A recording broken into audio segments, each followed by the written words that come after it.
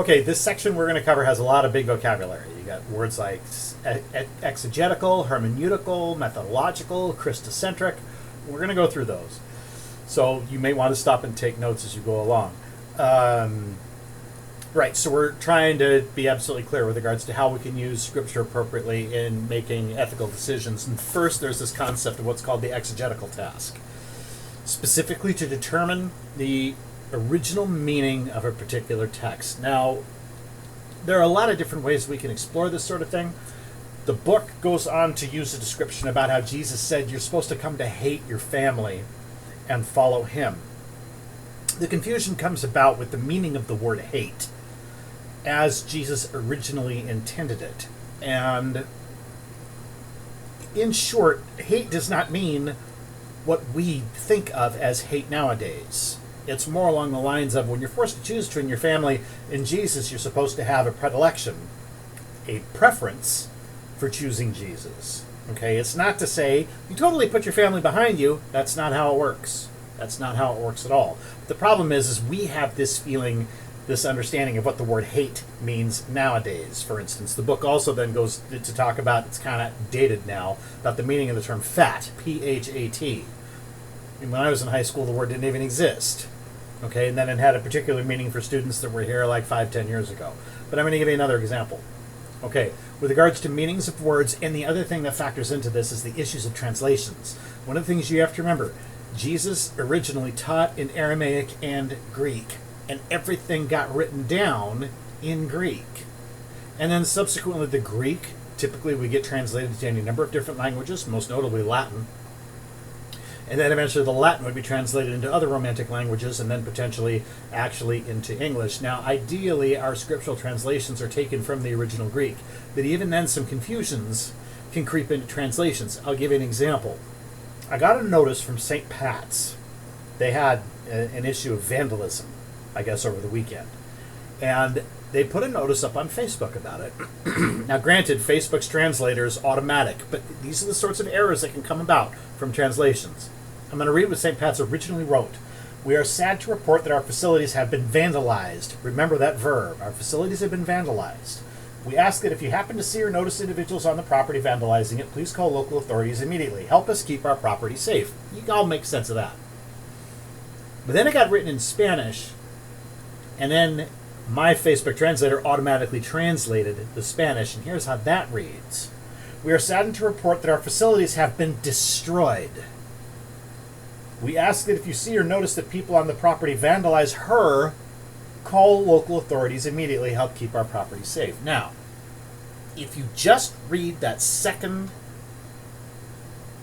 translation, if that's all you read, you're going to think that the property was completely destroyed and that somehow the property actually has a gender associated with it. Now, you guys have been taking Spanish for a long time.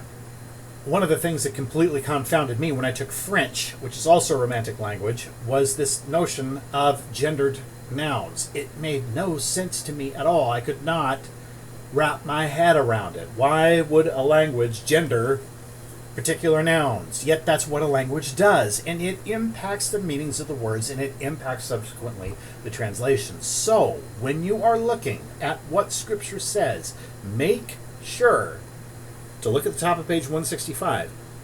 You got to determine the original meaning of the text, and sometimes those translations, they will use terms like hatred.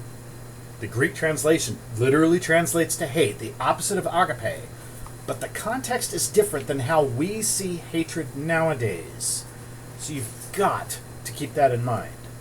Before you totally take off with regards to Scripture, make sure you really understand the context in which something was said. That's the exegetical task. The other element of the exegetical task is to stop and consider, again, for what people in what time was this written. I go back to the story about the creation of the universe. When you're talking to a Copper Age Hebrew people, you can't use modern physics terms. There's no way they could understand it. There's absolutely no way they could understand it. So you have to keep that in mind. Not only what was the original meaning, but what was the context in which it was originally written. Okay? You've got to understand that before you do anything else. There are some other examples. Page 167. As noted above, understanding the context of a passage, both the historical circumstances in which it's written, can help us retrieve the true intentions of the author. This is what I was just saying. In 1 Corinthians, Paul tells his readers a mystery. We shall not sleep. We shall all be changed in a moment, in the twinkling of an eye, at the last trumpet. In other words, there's evidence that he believed the end of the world was imminent. Paul was operating under the context that the second coming of Christ was going to come in his lifetime. Obviously, that wasn't the case. That's also the context in which you should read the epistle to Paul's letter to the Thessalonians. Because the Thessalonians were a church where everyone stopped working. And everyone stopped working because, pardon me, everyone thought, well, Jesus is coming next month, so what's the point? And Paul said, now hold it. You still got to work, dudes. Okay, and that is throughout that particular epistle. So, again, when you're looking at Scripture, you got to engage in proper what's called exegesis. And exegesis means, A, understanding the original meaning of the words as they were originally written and the context in which they were written. Okay. So, let's see. Now, next comes the methodological task. Technically, this is part of exegesis, but it's kind of more along the lines of, what's the purpose of the story and what is the method in which it was said.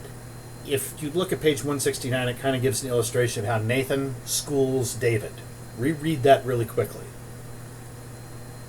And now that you've hopefully paused and reread, go to the part where it says, upon hearing of this dastardly deed, David became enraged and demanded the death of this scoundrel. Of course, Nathan informed him he was the scoundrel. More than any tongue lashing or verbal rebuke, this parable brought home to David the awful nature of his crime. For a moment at least, David could take a much more objective look at the crime he'd committed and perhaps feel some of the outrage the Lord must feel towards him. Again, what was the method that was employed? This works particularly strongly against the fundamentalist view of Scripture, that, for instance, every parable literally happened. Jesus makes quite clear that that was not the case. Take a look at the italics almost at the bottom of the page. The methodological task is to determine if a particular passage is to be taken literally, as an explicit moral rule, or in some other way, such as hyperbole, that can be intended to motivate the audience. So to some extent it's tied into exegesis. What's the intention? Okay, but the actual method comes into play. The next idea, page 170, we talk about the Christocentric principle. In short, Scripture needs to be read through the lens, and we talked about this back at the last meet. Scripture needs to be read through the lens of Jesus' teaching. Okay? To give an illustration that I'm not sure is in your text. An eye for an eye was a common Old Testament teaching, whereas Jesus says, I'm going to give you a greater commandment, love your neighbor. Forgive those who wrong you. When someone strikes you on one cheek, you turn the other, okay? So when you look at eye for an eye, which is said in the Old Testament, you need to look again at what Jesus subsequently said. The italics describe this about halfway down the page. For Christ should be the lens through which the whole of the Bible is viewed and understood. I want to see if I real briefly... Okay, yeah. Look at the inset on page 171. This is from the Gospel of Mark. They asked, is it against the law for a man to divorce his wife? Jesus answered, what did Moses command you? Moses allowed us, they said, to drop a writ of dismissal and so to divorce. Then Jesus said to them, it was because you were so unteachable that he wrote this commandment to you. In short, the ancient Jews apparently were so incredibly stubborn. It's like, fine. Under certain circumstances, you can get a divorce. But then Jesus states what things really are, in italics. From the creation, God made them male and female. This is why a man must leave father and mother, and the two become one body. They're no longer two. Therefore, but one body. So what God has united, man must not divide. The New Testament law states that divorce is not possible. Now, when we talk about divorce, here in the 21st century, we're talking about a legal prescript. And I'm not going to get into that right now. I will get into it later. But in short, when you're married in the church, you are married forever. Divorce is strictly a legal term. The Church of the New Testament, the Church of Jesus, the Catholic Church, teaches that divorce is a no-go. It's literally not possible.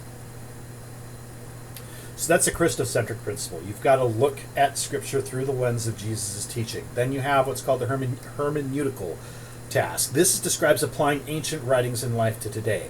If you look at the italics. Relating this belief to Scripture and ethics, then, it'll be necessary to determine what a given text has to say about contemporary ethical issues. This task is called hermeneutics. So, for instance, there is no particular ban on abortion in the Bible. So it's an unresolved question. The hermeneutical task is then to try and tease out what is actually said in there with regards to that. It really tends to be fairly straightforward if you simply look at the commandment, thou shalt not kill.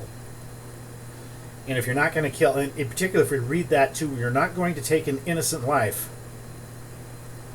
then it's a matter of when is an unborn child technically alive. Now that is a larger argument that we're going to engage later this month. For the sake of simplicity, we're simply going to state that life begins at the point of conception, where the sperm meets the egg. With that in mind, we can engage in hermeneutics and say if life begins at conception, and God said thou shalt not kill, then abortion is a no-go. You cannot do that, despite the fact that it's not said specifically in Scripture. So the hermeneutical task, taking Scripture and applying it to modern concerns that are never mentioned in Scripture. Remember the ventilator question? Okay, you've got someone who's being kept on artificial life support. Scripture doesn't say anything specifically about that because it was completely unknown in biblical time. The idea of keeping someone artificially alive by jamming a tube down their throat and then hooking up to a machine that breathed for them. What? Can't make any sense of this. But we do have it now. So to figure out what ethically and morally is correct, you have to engage in what's called hermeneutics. Finally, there's the theological task. This is relatively simple. Look at the italics on the bottom of the page. Combine the biblical message with other sources of moral wisdom. You don't just use sola scriptura. It is a primary informer of what it is you're supposed to do, but it's not necessarily the only one. For instance, with regards to the ventilation question, you're going to consult experts. It could be that let's say I get into a bike accident and I suffer what's called a flail chest. I break all the ribs on one side of my torso. Okay, they're going to put me on a ventilator because that's really a dangerous situation. You have great difficulty breathing on your own. So very often they're going to put you on a ventilator while they stabilize the rib cage. Now, is it all right for me to be on a ventilator? Neurologist looks me over and says, yeah, he's awake, he's in a lot of pain, repair the ribs, he'll end up being okay. Perfectly okay for me to be on a ventilator. But let's say I'm unconscious and I'm not responsive. Well, a neurologist is the one who's going to give you some type of indication. It's like, well, yeah, he'll eventually wake up. He's just recovering right now. Whereas with my father-in-law, and let's say they do an EEG on me. They measure brain activity. And they measure brain activity on me and say, yeah, Powers is going to wake up. When they did that with my father-in-law, there was no brain activity. Furthermore, there were some other tests they could do to show it's like there is no brain activity and he's not going to recover. The theological task is then taking Scripture along with these new forms of information and making an informed decision. So that, in short, in very short, is how you engage in these complicated vocabulary terms. The exegetical task, the methodological task, the Christocentric principle, the hermeneutical task, I'm never going to get that right, and the theological task. We'll talk about this more on Monday. Have a good weekend.